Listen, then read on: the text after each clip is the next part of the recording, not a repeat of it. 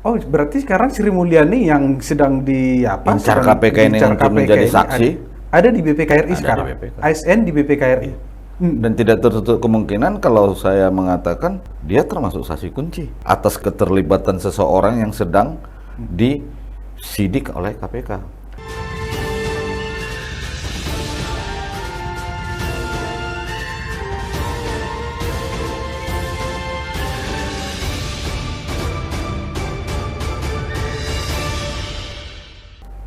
Sahabat Monitor Indonesia, kali ini kita akan berbincang dengan Bung Tom Pasaribu. Beliau adalah Direktur Eksekutif Komite Pemantau dan Pemberdayaan Parlemen Indonesia, yang juga pengamat hukum terkait dengan masalah-masalah hukum yang kini terjadi di Indonesia, terutama yang ditangani oleh Komisi Pemberantasan Korupsi. Apa kabar Bang Tom? Baik. Terima kasih Bang, sudah Sama-sama. hadir di studio Monitor Indonesia lagi. Sama-sama. Kita bicara dulu terkait dengan hukum nih Bang. Abang kan seorang pengamat hukum ya, Ya, tata negara ya. tata negara ya. Ya. Ini terkait dengan ini kan Komisi Pemberantasan Korupsi itu kan belakangan ini kan yang juga sekarang yang lagi viral di masyarakat, itu terkait pemanggilan salah satu saksi, tapi pemanggilannya salah sasaran atau gimana mungkin? Mungkin Abang bisa jelaskan. Oh, yang itu ya. Yang Saksi dari PDN ya dibilangnya Sri Mulyani ya. Iya, yang Sri Mulyani itu. Sri Mulyani mana ini sebenarnya Bang Tom? Ya itulah, karena ini Indonesia, apalagi dunia ini kan banyak nama orang yang sama kan. Seharusnya kan KPK itu kan harus jelas. Iya. Yang dipanggil itu Sri Mulyani mana, kan begitu. Mereka bilang kan ASN, IPDN. Tapi menjadi pertanyaannya bagi saya begini, kalau dilihat permasalahan ini kan masalah dana desa ya. DID. Iya, DID. Dana insentif daerah. Ini kan sudah lama kasus ini sebenarnya. Bupatinya kan sudah menjalani kan. Bupati Tabanan ya. Tabanan. Dan sebenarnya dalam proses pengembangan kasus ini kan terlalu lama. Terlalu lama maksudnya gimana Bang? Terlalu lama ini artinya begini. Ya, di kala itu kan dalam persidangan kan bupati itu menyebut ada keterlibatan anggota lah kala itu. Kan itu. Anggota apa itu, BPK. Bang? Anggota BPK. Iya. Nah, lalu ditelusuri jauh kan. Iya. Nah, kalau yang saya tahu, kalau yang dicari KPK ini menjadi saksi yang namanya Sri Mulyani ini, Iya. dulunya memang pegawai negeri di PDN. Institut Pemerintahan Dalam Negeri. Ya, dulunya. Bandung. Ya, dulunya Jawa Barat. Ya kan? Bukan Sri Mulyani Menteri Keuangan Bukan. berarti. Oh, beda ya. Beda jauh. Supaya jelas nama gitu ya. aja yang sama. Nah, beberapa tahun lalu Iya. Sri Mulyani dipindahkan atau pindah tugas lah katakan ke BPK. Sekarang Sri Mulyani ada di BPK sebagai staf. Badan Pemeriksa Keuangan. Oh, berarti sekarang Sri Mulyani yang sedang di apa? Incar sedang KPK ini diincar untuk menjadi ini saksi. Ada di BPKRI Ada sekarang. di BPK. ASN di BPKRI. Dan tidak tertutup kemungkinan kalau saya mengatakan dia termasuk saksi kunci atas keterlibatan seseorang yang sedang disidik oleh KPK. Tapi pertanyaannya satu, Iya. sebagai lembaga independen yang sangat kuat, KPK bisa salah mengirimkan surat. Pertanyaannya, serius nggak kewenangan ini? Artinya begini, Iya. dia melayangkan surat pemanggilan terhadap saksi, tapi salah lembaga, ya kan? Dan pernyataan yang saya baca ini, saya mengikuti Pak Homan ini sesuai dengan alur berita, dan pernyataan KPK itu sendiri Iya. akan mencari saksi lain. Artinya kalau saya di sini hukum ini kan kalau di Indonesia permainan kata-kata bijak. Nah, akhirnya rakyat-rakyat ini terjebak. Oh, ternyata nanti yang diperiksa itu bukan Sri Mulyani itu lagi karena sudah saksi lain katanya kan. Nah, saya lebih cenderung mengantisipasi di sini. Berarti kan ada case yang harus kesaksian dari seseorang yang kalau diminta menjadi membahayakan seseorang kan, kalau pemahaman hukum saya itu. Karena Sri Mulyani yang dibahas KPK ini kan dulunya di PDN. Di IPDN Di ya? PDN, dipindahkan oleh seseorang. Menurut saya hampir semua DIT ini bermasalah. Kalau dibilang tidak terlibat, pertanyaannya kan ngapain dikejar karena keluar nama dia kan? Atau transaksi transfer atau segala macam melalui atas nama Sri Mulyani kan itu kan? Nah artinya kan begini, biarkan KPK yang bekerja, tapi kita kasih info itu orangnya di sana. Dan yang saya pahami, biar lebih gampang KPK mencarinya, seorang anggota BPK, saya nggak mau sebut nama, karena BPK pun sudah menduga dan sudah memeriksa yang bersangkutan, karena sudah anggota selesai, BPK? sudah purna. Masih aktif sekarang? Sudah purna. Sudah purna ini? Sudah purna selesai. tugas ya? Ya. Siapa itu Bang Tom? Teman juga lah.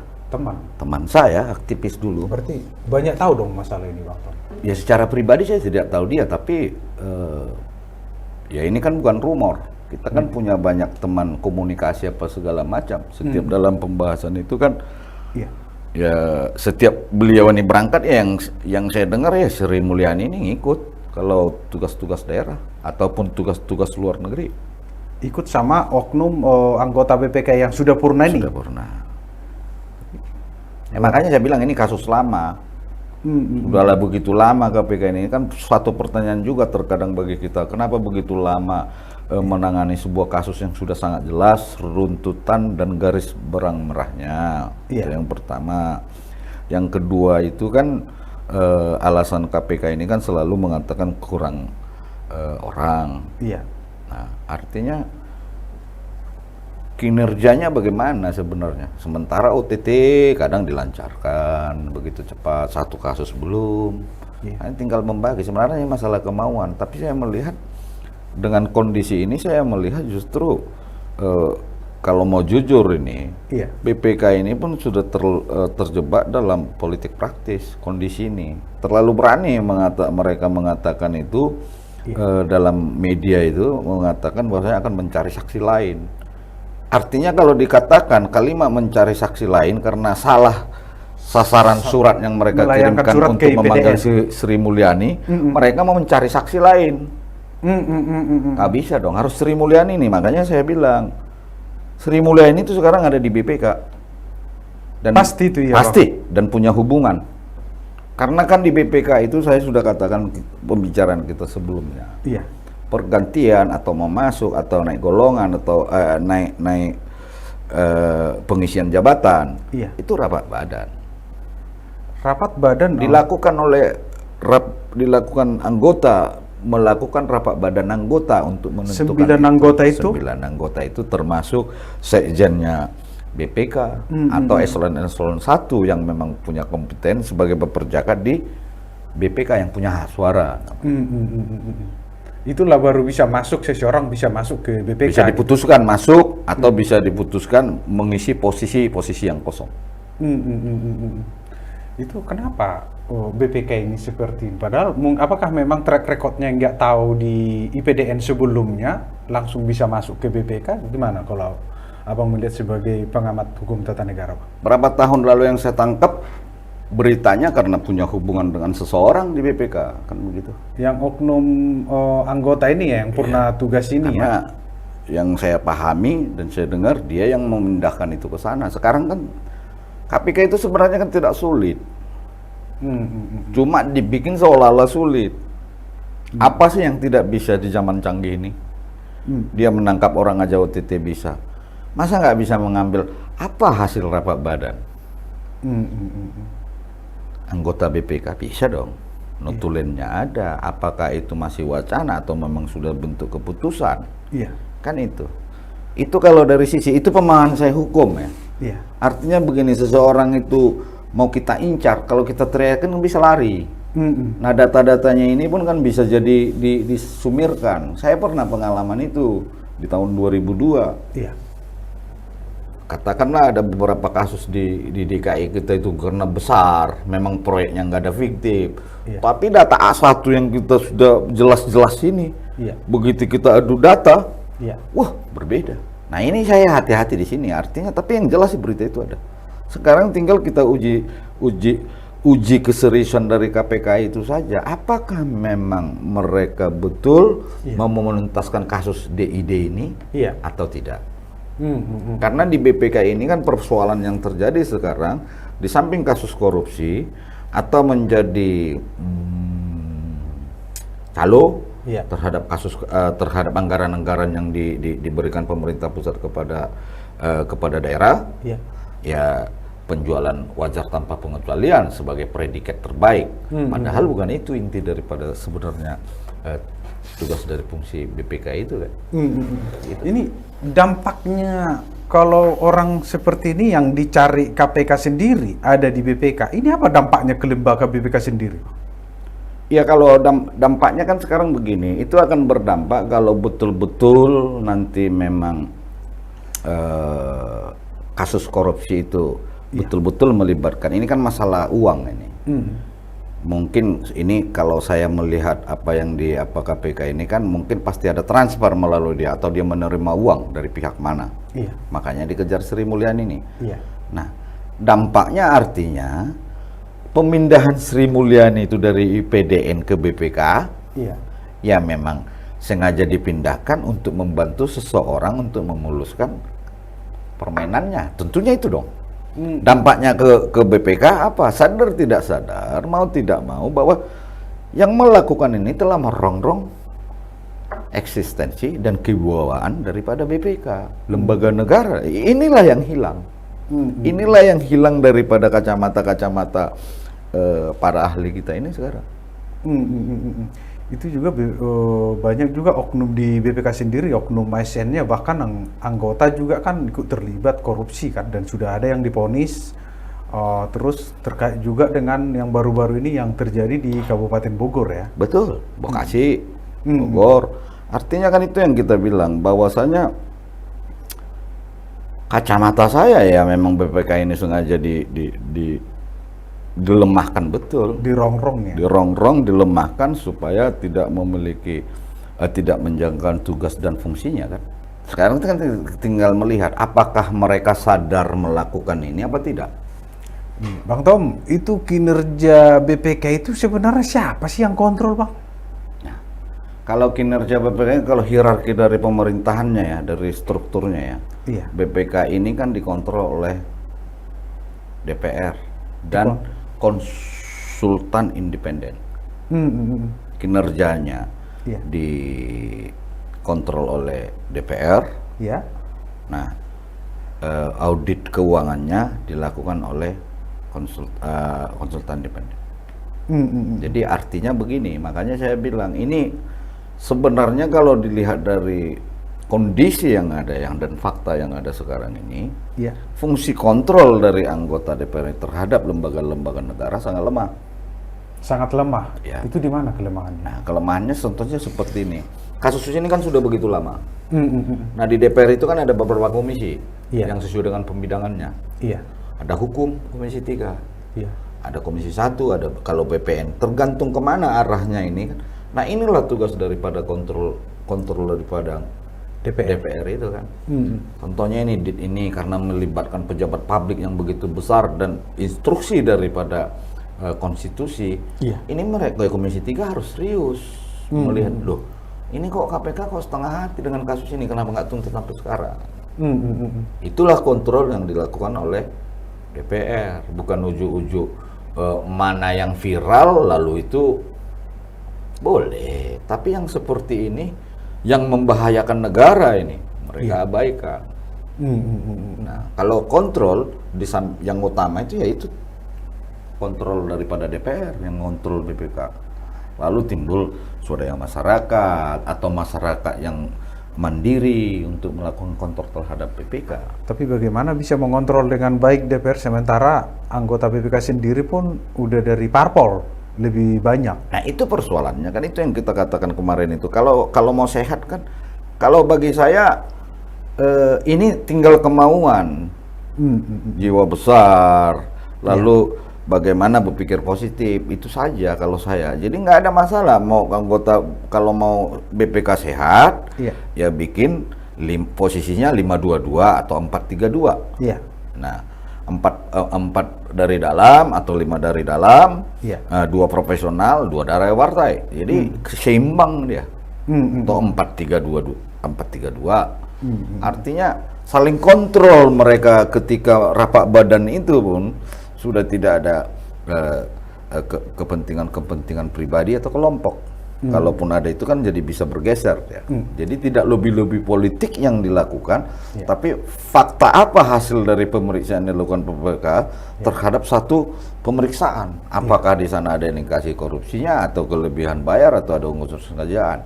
Kalau sekarang kan kalau ditilik dari auditor hasil pemeriksaan BPK ini, coba Pak Hokman sebenarnya harus lihat itu.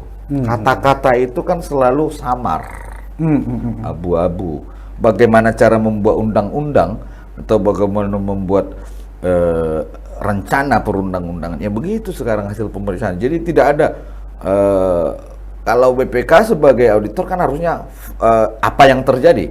Iya kan? Nah, kau katakanlah lembaga ini 4 triliun anggarannya, setelah dilakukan pemeriksaan sesuai bukti yang ada ternyata mereka hanya menggunakan anggaran itu 3 triliun. Dalam 3 triliun ditemukan beberapa markup sesuai, karena mereka membandingkan dengan harga pasar. Nah, kan itu tugas BPK. Untuk kembali dulu terkait dengan kasus korupsi Tabanan itu, Kabupaten Tabanan itu ada yang Sri Mulyani ini. Ini kalau ini sekarang sudah ada di BPK, apakah memang KPK tidak tahu bahwa Sri Mulyani ada di ASN di BPK? Saya mencoba begini ya, kemarin kan saya mau hubungkan ini, mudah-mudahan Pak Hokman bisa menemukan ini garis merahnya. Kemarin kan kejadian yang di Bekasi kan, ditangkap kan di hotel itu. Iya. Banyak alasan kan. Iya.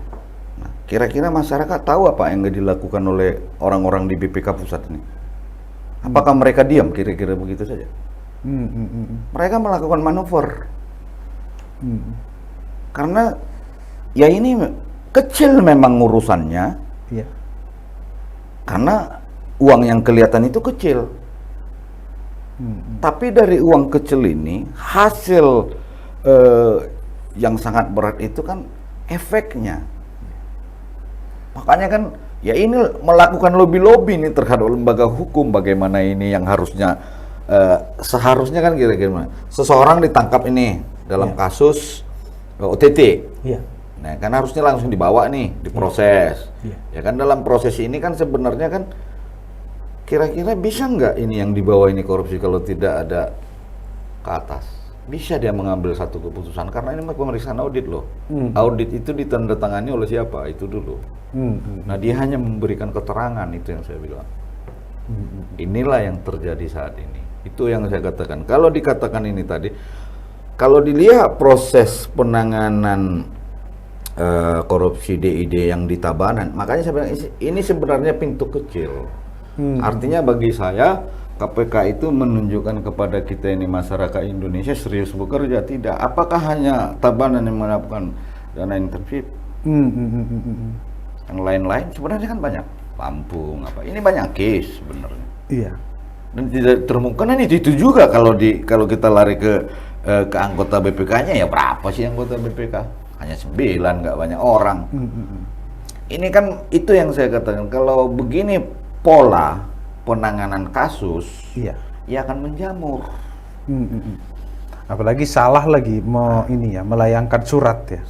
Bagi saya satu hal yang mustahil KPK itu tidak mengetahui di mana Sri Mulyani, di mana saksinya yang harus dipanggil. Nah, makanya kalau bagi saya ini suatu permainan skenario hukum yang seolah-olah mau diteruskan, tapi pada prinsipnya mau dihentikan sesuai pemberitaan ya. Karena suratnya salah, dia mengelayangkan surat pemanggilan Sri Mulyani ke IPDN, lalu dia mau memanggil saksi ahli lainnya. saksi lainnya. Saksi lainnya ya. Berarti kan kalau kita pahami Sri bahwa Mulyani ini sebetulnya sudah Sri nggak Mulyani ada. tidak akan bakal dipanggil. Dianggaplah tidak ada mungkin gitu ya. Menurut saya bukan tidak ada. Mereka sudah tahu di sana. Cuma dikirim ke sono. Mungkin tujuannya apa itu Bang Tom? Ya.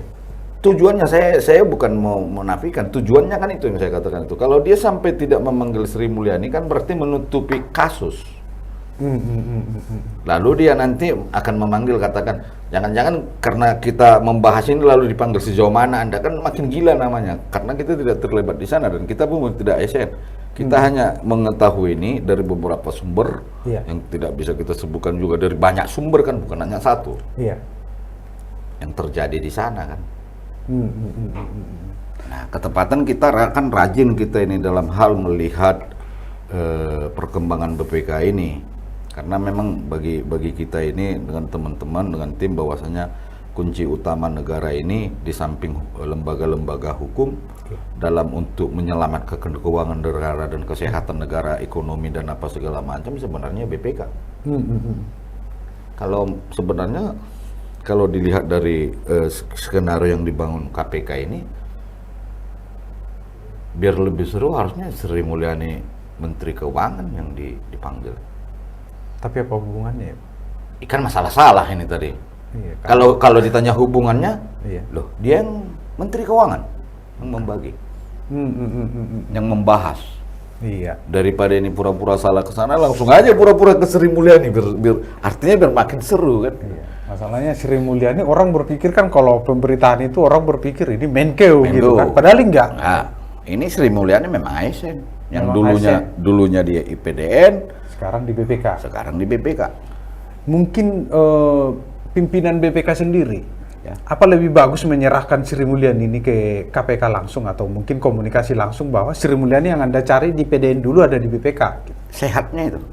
Tapi menjadi persoalan apakah mereka mau melakukan itu? Itu yang saya katakan. Ini kan masalah kemauan, masalah kemauan yang lebih positif apa negatif, yang baik apa kurang baik, itu doang pilihan. Apa yang mungkin Bang Tom sebagai pengamat hukum yang juga Direktur Eksekutif KP3I, apa yang Abang sampaikan ke KPK untuk supaya tidak salah lagi melakukan pemanggilan terhadap Sri Mulyani ini? Kalau saya hanya mengharapkan KPK ini berjalan aja sebagai apa tugas fungsi dan pokoknya. Itu saja, jangan masuk ke politik praktis. Kedua, nah yang ketiga itu kan, ini kan yang mereka mainkan ini kan sinetron nggak bermutu lah. Sinetron tidak bermutu. Ya. Artinya dia layangkan surat pemanggilan saksi ke sana, saksinya di mana? Iya kan? Itu yang pertama. Yang kedua, tidak perlu dia mencari saksi lain untuk kasus ini. Sri Mulyani itu aja yang diuber terus. Jadi artinya, maksud saya beginilah. Mungkin KPK sekarang ini tidak sadar bahwasanya mereka itu membuktikan mereka itu sekarang sebuah lembaga yang banyak bercuap-cuap atau melakukan ETT, like or dislike, atau pesanan politik atau pesanan siapapun. Itu yang terjadi sekarang. Terlebih makanya kan sebenarnya yang sehat itu kan begini. Kalau KPK mau, kalau saya ditanya itu sebenarnya dari dulu saya juga bubarkan aja KPK. Karena KPK ini sudah alat sekarang. Mungkin pegiat-pegiat korupsi akan mengatakan saya dibayar. Saya jamin. Siapa yang mengatakan saya dibayar, pada prinsipnya dia dibayar. Boleh saya dicek. Dilakukan audit terhadap saya.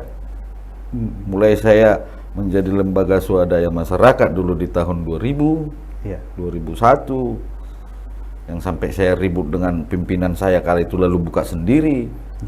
Nah, sekarang kalau mau dilihat apa sih sekarang keuntungan kita terhadap KPK ini? Bukan menjadi sebuah beban terhadap negara ini, atau terhadap pemerintah pun dia jadi beban.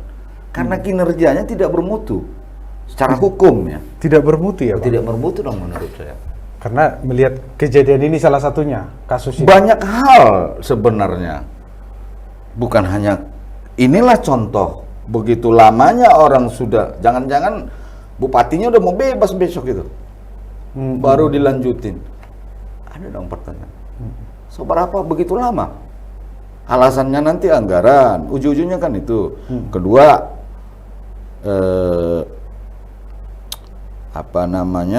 kurang personel. Dari awal KPK ini udah pemain. Apalagi sekarang udah ASN ya. Dari awal udah pemain, dulu masih independen, ributan masih di veteran sana, kantornya kita udah ribut kok. Memang udah banyak permainan kok, ketemu diam-diam, ketemu di kolam, ketemu di laut mancing. Ya nggak usah munafik kita. Tapi kalau kita suarain ini seolah-olah kita dibayar. Siapa yang bisa bayar aku coba? Saya pengen tes. Iya, iya.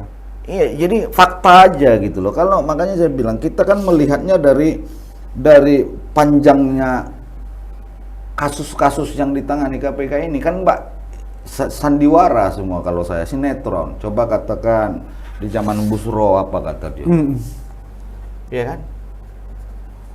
Akan kita bongkar kasus mega korupsi.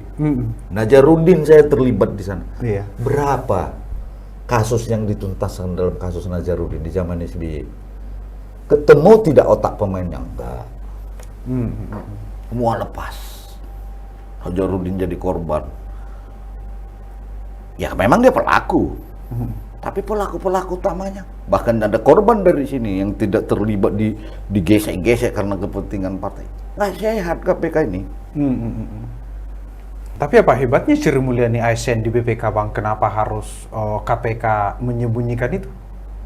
Wah, ini makanya kalau saya dari hukum ini saksi mahkota ini bisa bongkar kemana-mana ini aliran uang kan. Saya udah bilang tadi kan. Ini kalau anggota pergi tugas ke luar negeri ikut ini, tinggal lihat paspornya doang kok dicocokin semua. Maksudnya gimana Bang? Ya? Maksudnya gimana? Kan tadi Pak Hotman kan nanya, sehebat apa? Iya, saya bilang dia saksi mahkota yang untuk membuktikan siapa saja yang terlibat dalam kasus DID ini. Kalau mau makanya sekalian jangan hanya Tabanan. Masuk semua juga kabupaten-kabupaten lain yang mendapatkan dana insentif daerah itu ya? Iya dong. Seberapa besar itu? Di komposisi sekarang kan itu makanya saya bilang ketika BPK itu lemah makanya kok makin hancurlah keuangan negara itu. Kan hebatnya negeri kita ini tau nggak? Iya. Kalau kasus hukum dilakukan penutupan biar tidak merembet kemana-mana. Penutupan case ini. Disekat dia. Makanya maksudnya Bang Tom itu ini juga mungkin seperti itu. Ini mau dilakukan kalau aku bilang karena Sri Mulyani kan kuncinya kan. Investigasi dulu Sri Mulyani mana nih? Cek IT ada. Iya. Oh dia ASN di mana dia sekarang? Karena dia ASN di di Indonesia ini bisa saja dia sudah pindah atau sudah pensiun atau segala macam kan gampang kalau mau kan itu yang saya bilang kalau mau jujur. Tapi kan dianggapnya kita budaya kita terangin aja sekalian. Tapi ini sebuah sandiwara. Saya tertarik Bang yang Bang Tom tadi bilang Sri Mulyani ini yang sedang diincar KPK ini ke luar negeri bersama oknum anggota BPK gitu ya Bang? Bukan sedang. Dulunya. Setiap anggota BPK ini bertugas ke luar negeri kan? Dapat tugas. Artinya kan perjalanan dinas. Siapa yang berada sama dia? Paspor bisa dilihat. Yang beli tiket siapa? Kan uang negara. Iya betul. Makanya saya bilang ini nggak pekerjaan sulit kalau mau. Ini masalah kemauan. Apa yang sulit? KPK punya kapasitas untuk meminta data. Iya. Tolong Garuda Inlet pada tanggal sekian, bulan sekian, jam sekian, anggota BPK ini berangkat ke luar negeri dengan beberapa rombongan. Siapa saja? Nah, enggak, kirimkan tiketnya. Nah, lalu imigrasi. KPK tinggal. Kalau rombongan BPK Sianu sekian tanggal sekian sesuai dengan data atau keterangan yang kamu temukan di sini. Tolong dikirim. Lihat paspornya kan. Seandainya sulit nggak Pak Oman sebenarnya? Sebenarnya tidak sulit. Nah, itu. Ini masalah mau nggak begitu? Masalah kemauan ya. Mungkin the last question Bang. Berarti dari hasil pembicaraan kita ini tadi Bang, saya melihatnya bahwa memang Sri Mulyani ini kuat ya, makanya sampai KPK juga bisa salah melayangkan panggilan ya. Sri Mulyani itu tidak kuat, yang melindunginya yang kuat, jangan salah. Oh gitu ya. Yang melindunginya ini sekarang yang kuat. Makanya saya bilang KPK menciptakan sinetron karena dia nggak mampu dengan yang melindungi Sri Mulyani seorang diri ini.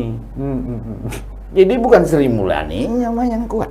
Iya. Karena kalau Sri Mulyani sudah ketangkap ini atau sudah diperiksa, saya yakin dia akan berbicara padanya. Makanya ini ada yang melindungi dia kan itu.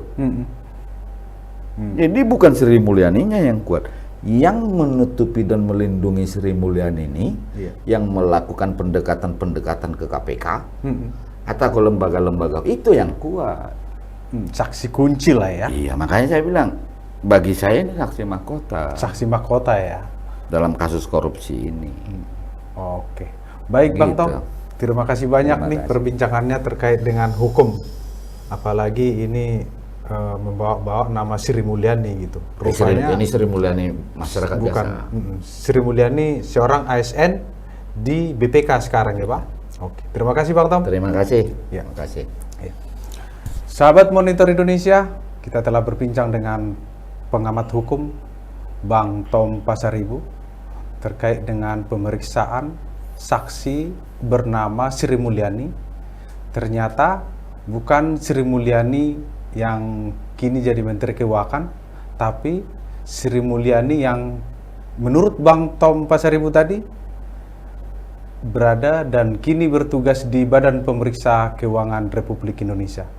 Semoga perbincangan ini bermanfaat. Sampai jumpa di MI Podcast berikutnya.